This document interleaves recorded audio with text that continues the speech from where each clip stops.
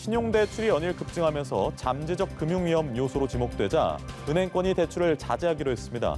우대금리 폭이 줄어 1%대 신용대출 금리가 사라질 것이란 전망이 나오는데요. 어떤 방안들이 논의 중인지 알아보겠습니다. 한편 코로나19의 여파가 고용시장에 주는 충격이 점점 커지고 있습니다. 지난달 구직 단념자가 68만 명으로 통계 작성 이래 역대 최대 규모를 기록한 가운데 그중에 절반이 2030 세대인 것으로 나타났는데요. 코로나 시대 취업준비생들이 겪는 고충 잠시 후 자세히 알아보겠습니다. 지금까지 경제있게 브리핑이었습니다.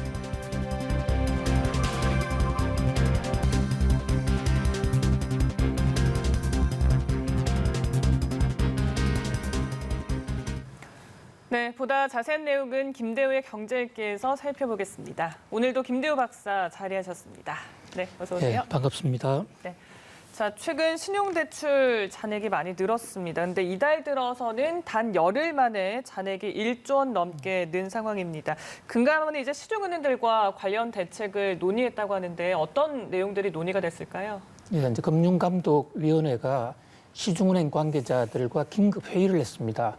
물론 비대면으로 했으니까 직접 만나지는 않았습니다만은 네. 이 회의 참석자들의 전언에 따르면 금융위원회, 금융감독원 이런 곳에서 이 현재 최근에 급격하게 빠른 속도로 늘어나고 있는 이 신용대출 증가세들을 잡기 위해서 은행들이 좀 자발적으로 노력을 해달라. 그러니까 정부가 앞장서서 이래라 저래라는 하지 않겠다.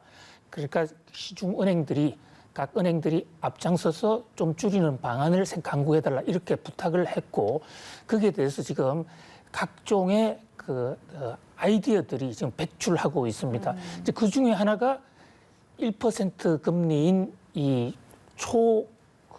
고급 월급 생활자들.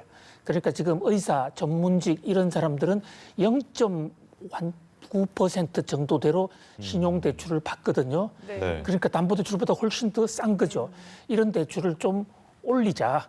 그래서 앞으로는 적어도 1% 이상은 금리를 받아야 되겠다. 이러면 좀 의사, 변호사 등 전문직 고액급여자들의 신용대출이 좀 줄어들지 않겠는가.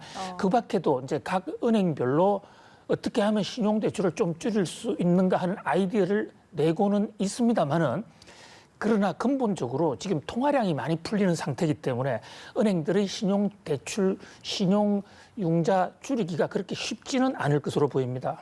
네. 무분별한 신용대출을 관리할 필요성은 있지만 생계형 대출을 막아서는 안 되겠지 않습니까? 어떻게 보십니까? 그렇습니다. 최근에 한 언론이 9월 들어서 10일 동안 신용대출이 1조가 늘었다. 이달 들어서도 훨씬 더 많이 는다. 연끌대출 이래도 좋겠느냐라고 대서특필을 했어요. 그런데 자세한 통계를 들여다보면 지난 8월 달에 신용대출은 한 달 동안 12조가량 늘었습니다. 그러니까 10일 동안 1조가 늘은 것은 신용대출이 굉장히 줄어든 거예요. 네. 그러니까 좀 통계 인용을 좀 잘못됐다 이러는데 물론 지금 신용대출이 늘어나는 속도가 급격하기 때문에 이것을 줄여야 될 필요는 있습니다만 지금 말씀 주신 대로 갑자기 줄이면 네. 지금 많은 사람들이 코로나 때문에 생계가 급해서 예. 그것은 급여가 적은 사람이건 많은 사람이건 무차별적으로 경우에 사람마다 조금의 차이는 있겠지만 급전이 필요할 수 있어요. 이것마저도 신용대출을 막아버린다 이랬을 때 충격이 생길 수가 있고요. 또 우리나라 신용대출은 현재 지금 125조 정도 되는데요. 전체 가계대출 1,100조에 비한다면 다른 나라에 비해서 아주 낮은 수준입니다. 그럼에도 불구하고 급격히 늘어나는 거 이것을 이제 미리 막겠다 하는 것인데 이 과정에서 생길 수 있는 이 생계형 대출자들의 불이익 이런 것은 최소화해야 되겠다 이런 말씀을 드리고 싶습니다. 네, 지금은 규모보다는 속도가 문제인 그렇습니다. 상황이군요. 그리고 앞서서 이제 통화량이 많기 때문에 대출 규모를 좀 줄이기 어려운 측면이 있다라고 하셨는데 그게 어떤 의미 조금 짚어주세요. 지금 총 통화량이 예. 3,000조, 3,100조 정도 되거든요. 그럼 통화량은 왜 늘어나냐면요. 한국은행, 통화당국인 한국은행에서 돈을 찍어내면 그것이 시중은행으로 넘어가면서 이 유통성수에 합해서 통화량이 늘어나는데 코로나19 때문에 한국은행이 지금 금리를 0.5%로 낮추고 통화량을 굉장히 많이 풀었지 않습니까? 그 돈은 결국 은행으로 가게 됩니다. 그러면 그 돈을 대출을 안 해주면 은행들은 도산을 하는 거예요. 은행들의 주 수입원이 대출에서 나오는 겁니다. 그렇다 보니까 근본적으로 한국은행이 통화량을 억제하면 자동적으로 신용대출이 줄어들 수도 있는데 그건 코로나19 때문에 줄일 수가 없단 말이죠. 그래서 은행들의 대출이 늘어나는 것은 당분간은 불가피하게 보이고요. 네. 이 돈이 어떻게 하면 좀 덜 투기적인 곳으로 가느냐, 또 생계를 해소하면서 건전하게 가느냐, 이런 쪽에 더 많은 정책적 방점이 찍어져야 된다고 봅니다. 네, 알겠습니다. 다음 주제도 짚어보겠습니다. 요즘 코로나19로 인해서 기업들도 힘들지만 구직난도 계속되고 있습니다. 일자리 찾는데 지쳐서 아예 구직을 좀 포기한 2030 세대가 크게 늘었고요. 중장년층도 구직 단념자가 많습니다. 현재 상황 어떻게 보고 계세요? 그렇습니다. 지금 실업 사태가 예사일이 아닙니다. 우리나라뿐만이 아니라 전 세계적인 현상인데요. 특히 우리나라에서는 지금 20대, 특히 30대 초반 이런 한창 사회생활을 시작해야 될 나이의 젊은 층들이 기회를 가지 못하고 좌절하고 있어서 참 안타까운데요. 요즘 세간에 나오는 얘기 중에 20대는 줄줄이 세대다 이런 얘기를 들었어요. 줄줄이라는 것은 이 뽑는 곳이 줄줄줄 줄어들고 있다. 그다음에 스펙을 쌓을 기회가 줄줄줄 새 나가고 있다. 공부할 곳이 줄줄줄 줄어들고 있다. 아르바이트 할 곳도 줄줄 줄어든다. 그러다 보니까 20대 취준생의 눈에는 눈물만 줄줄 흐른다. 이런 얘기가 있어요. 그만큼 사태가 좀 어렵다는 것이죠. 코로나 때문에 사람들이 가뜩이나 뽑지 않는 데다가 지금 있는 사람도 해고해야 되느냐는 문제로 곤욕을 치르고 있는 기업 입장에서는 신입 사원 뽑기가 그렇게 큰 용단을 내리지 않으면 쉽지는 않을 것으로 보입니다. 그러다 보니까 지금 사회 전체적인 구직난이 상당히 심각하고 특히 대졸자들, 20대 후반 학생, 이 청년들의 고통이 지금 정점에 달하고 있는 것으로 보입니다. 그렇습니다. 구직을 단념한 이유로 찾아봤지만 일거리가 없었기 때문이라는 응답이 가장 많았는데 실제로 하반기 채용 시장이 어떤 상황입니까? 지금? 예, 지금 구직 단념자를 말씀하시는데요. 통계청 통계에 구직 단념자 통계가 68만 명, 그러니까 이 통계 작성한 이후 최대로 많거든요. 그러나 이 구직 단념자는 우리 통계청 기준상 최근 1년간은 노력을 했는데 일자리를 잡으려고 네. 아주 최근 4개월 동안 4주 동안 구직을 안 했다는 사람을 이것을 구직 단념자로 봅니다. 이게 68만 명이고요. 아예 최근 1년간 노력하지도 않고 그냥 쉬었음. 이게 240만 명이 넘어갑니다. 그래서 이제 이번에 하반기 이 구직 특히 대형 기업들의 채용 공고에 기대를 많이 모으고 있는데요. 삼성그룹이 계열사 위주로 해서 14일 날 모집 원서를 마감했죠. 모집 인원수는 지금 공개하고 있지는 않습니다. 지난해에 크게 어긋나지는 않을 것으로 보이고요. 그 밖에도 지금 SK, 포스코, 또 각 은행들 이렇게 취업이 시작이 되는데 회사별 차이는 있지만 전반적으로는 지난해보다도 현격하게 줄어들지 않겠는가 그런 좀 안타까운 소식입니다. 네. 취준생들 사이에서는 코로나19라는 그 특수성 때문에 우리가 할 수 있는 것이 없다라고 호소를 하더라고요. 어떤 부분이 좀 어려운지 좀 짚어주시죠. 그러니까 코로나 사태로 지금 매출이 줄어들고 생산이 줄어들고 이렇게 되면 기업은 생존을 하기 위해서 비용을 절감할 수밖에 없는데 그 비용이라는 게 결국은 임대료하고 고용에 나가는 급여일 것입니다. 그렇다 보니까 그걸 최소한 줄이는 것은 어떻게 보면 당연지사인데 운 나쁘게도 지금 취업을 하는 20대 후반 세대들은 이 턱걸이에 걸려서 아주 고통을 받고 이게 나중에 사회적으로 문제가 될 수가 있어요. 20년 전에 1997년 외환위기 당시에도 유심히 지켜봤습니다만 그때 취업을 못한 약 한 2년 차 세대들이 지금까지도 고통이 이어지고 있어요.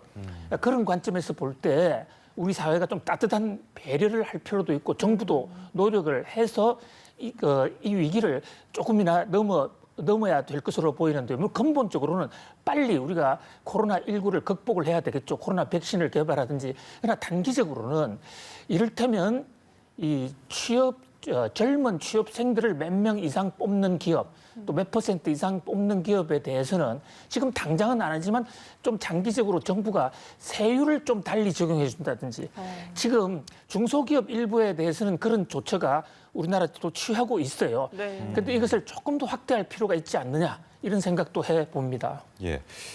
지금 저희가 화면으로 보여드린 것처럼 대기업의 74%가 채용 계획이 없거나 아직 정하지 못했다라고 하면서 취업 시장에 말 그대로 한파가 불고 있는데 그럼에도 불구하고 아까 말씀하신 SK나 신한은행이나 이런 곳들은 채용 일정에 지금 돌입을 했잖아요. 네. 하반기 채용 계획, 뭐 일정 같은 것들 좀 정리해 주시면 어떨까요? 그런데 통상적으로 하반기에 이제 그 졸업 시즌을 앞두고 기업체들이 하는 신입 사원 채용 공고를 보면 우리나라 50대 재벌이 특히 가장 많은 수의 인재를 뽑습니다.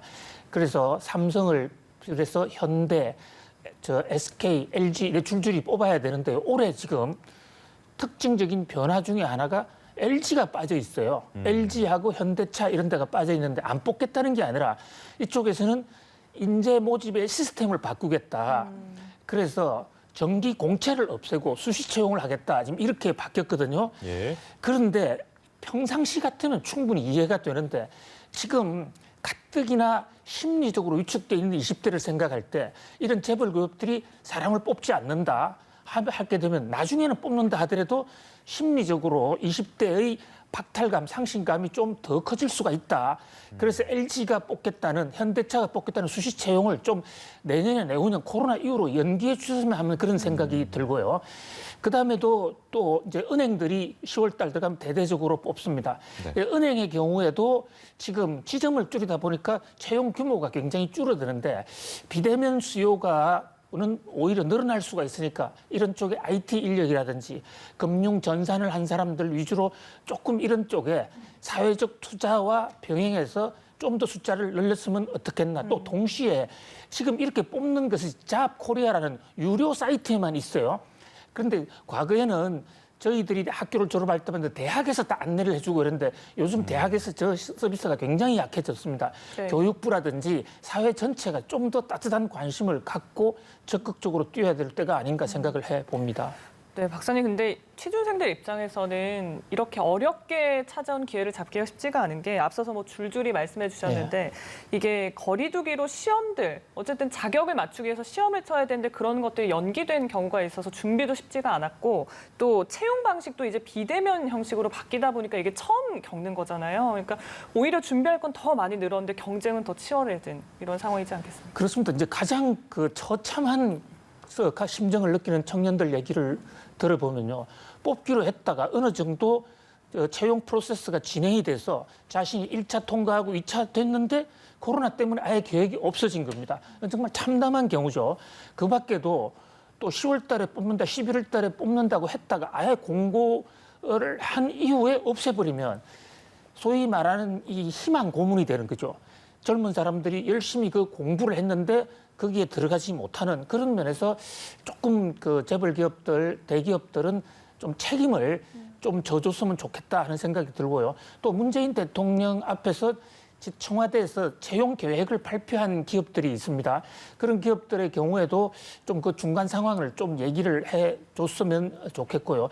아무리 어렵지만 젊은이들은 또 이 늙은이들 못지않은 미래의 가능성이 있고 또 그 사람들에게 기회를 줘야 이 사회가 움직일 수 있다.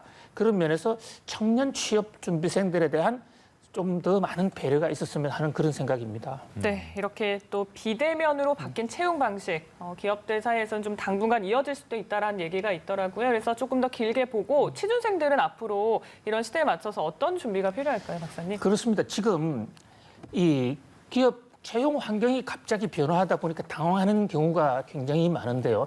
이를테면 스펙 쌓기.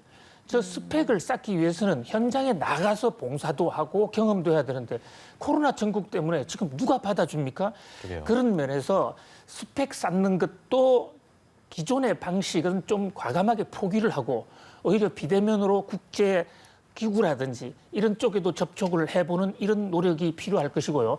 또 비대면 상황에 대비해서 네. 면접부터가 비대면으로 비춰지는 그런 회사들이 많기 때문에 거기에 적용하는 요즘 학교에서는 줌 비디오 같은 걸 많이 쓸 거예요. 네. 거기에 대한 응용력 그리고 이 사회 전체가 산업 구조로 놓고 보면요. 전통 산업보다는 이 비대면 원격 IT 인터넷 이런 쪽에 대한 산업 채용 수요가 급격히 늘어날 수밖에 없고 이건 코로나 끝나고 나서도 이런 추세는 계속될 것입니다. 그런 면에서 전공을 선택하거나 공부하는 방향을 잡을 때도 코로나 이후에 새로운 패러다임에 맞는 유망 업종 쪽에 집중적으로 지원하고 준비하는 것이 더 좋을 듯 싶습니다. 네, 알겠습니다. 오늘은 여기까지 듣겠습니다. 김대호의 경제 읽기 김대호 박사님과 이야기 나눴습니다. 고맙습니다. 감사합니다.